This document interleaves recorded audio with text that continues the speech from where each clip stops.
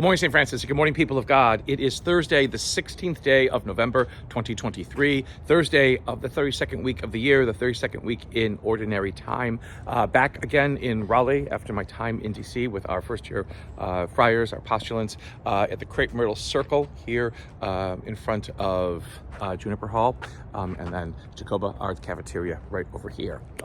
As we continue to move towards the end of our church year, our liturgical year, the Book of Wisdom guides us towards that conclusion.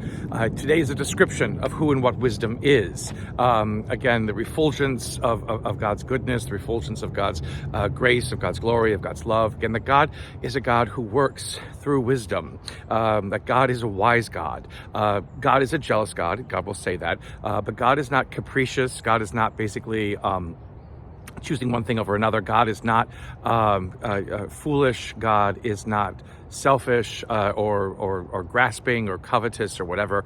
Again, because wisdom does not permit those kinds of attitudes or behaviors. God is a God who has our best intentions at heart, and we always have to kind of remember that. We must remember that, because if we don't remember it, then basically we leave ourselves again with a God who is badly unpredictable, because our God is unpredictable, and our God sometimes acts different than human reason, human rationality, but is always destined for the good.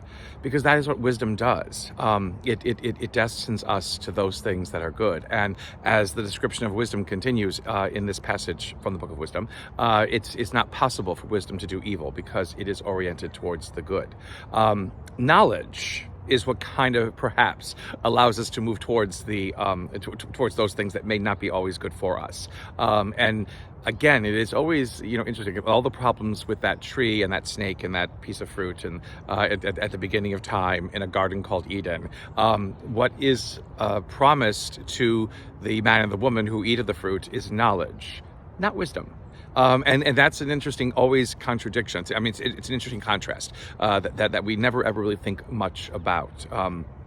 To have that kind of wisdom that God desires and that God has means that we are always focused upon what is best and what is right for us, for our world, and for those around us. That is why wisdom exists. Again, the interesting thing about wisdom, as wisdom is described in this part of the book, is that wisdom is a female personification. The pronoun she is used to describe wisdom. If that is part of God, then God has to be both male and female. That God, is a euter, not a neuter. That means neither, but a euter, which means together, being and understanding like that. And again, it gives prestige and affirmation to the role of the feminine, to the role of women within creation, because it is out of that wisdom that is personified as feminine that God is able to do the good and to choose the good. Important for us always to remember and never neglect in our understanding of our faith and what our faith is comprised of, what our faith belongs to, what our faith offers us in understanding ourselves. In the gospel today, a very good question is asked of Jesus. How we know that the kingdom is here. Can you tell us, what are the signs of showing us that the kingdom is here? And basically, Jesus doesn't really give any signs, and he doesn't really say how you will know when it's here, when it's not. He says, he says, it is among you. It is already, and it is now.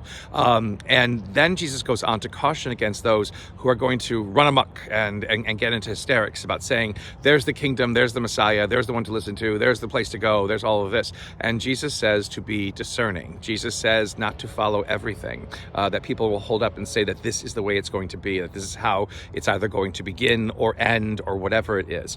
That is, again, where wisdom comes into play. There are many people who try to throw knowledge at us and try to tell us that this is the only way that things can be, or the only way that things must be, or how they're going to go. And Jesus is saying, not necessarily. Not necessarily, because again, that is the wonder and beauty of God's wisdom, the wonder and beauty of God's unpredictable wisdom, a wisdom that opens us up to much more than we can imagine, a wisdom that allows us to see things that others fail to see, a wisdom that allows us to choose those things that benefit us in our humanity, in our future, in our destiny as human beings, and in our care for creation that God has given to us.